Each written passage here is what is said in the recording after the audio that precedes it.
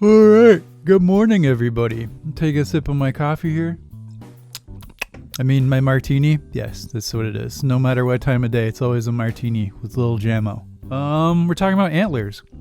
Antlers is a decent horror film. That's my review. Is that good? Do you guys want more? Alright. Antlers is alright. If you like horror movies, it will suffice. The story of Antlers is that a student in a small Oregon town named Lucas is dealing with some kind of trauma at home. Minor spoilers, and you'll see this pretty quick in the movie anyway, but his dad is turning into some kind of beast man, and he's locked up in the attic, along with Lucas's brother. The second layer to the story is a teacher, played by Carrie Russell, who is attempting to figure out what on earth is going on with this kid, who, when you look at him, you would be worried too. My God, he is haunted. There's also a backdrop of mythology in the film, something about a beast that is ancestral to the Native American folklore of Oregon. But let's get back to the actors, because that will lead me into what works in the film.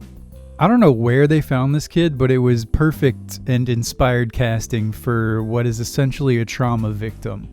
I already said he looks haunted, but I'm going to say it again. He looks haunted in capital letters.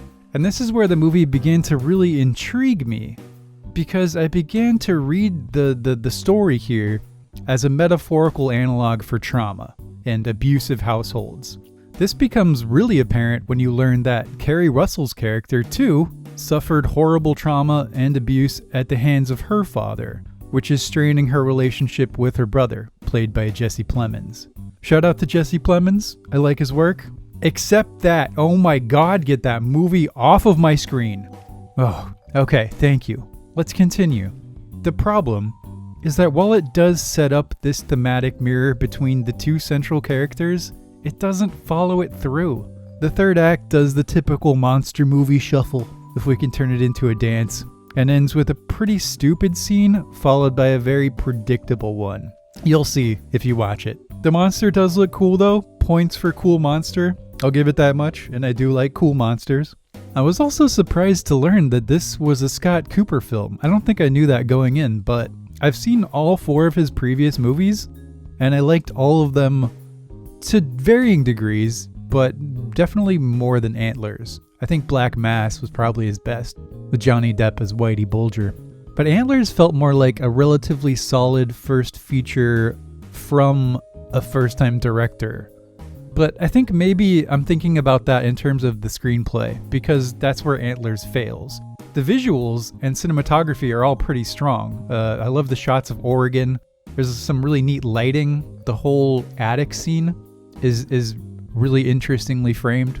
And that's my review of Antlers. We'll keep it simple today. It's a slow build, punctuated by some nice horror movie moments, and it begins to explore what I referred to earlier as this thematic mirror of trauma and its central characters. And that was interesting, but in the end, it just devolves into mediocrity. So, strong setup, weak payoff. It's got enough to recommend it if it's just on a streaming service and you're into the horrors, but other than that, it's skippable. It certainly is not No Vitch or Lighthouse or even Hereditary. If you have any suggestions of better movies in this vein or anything you think I might like, leave a comment below, and I'll see you in the next one. Thanks for hanging out, y'all.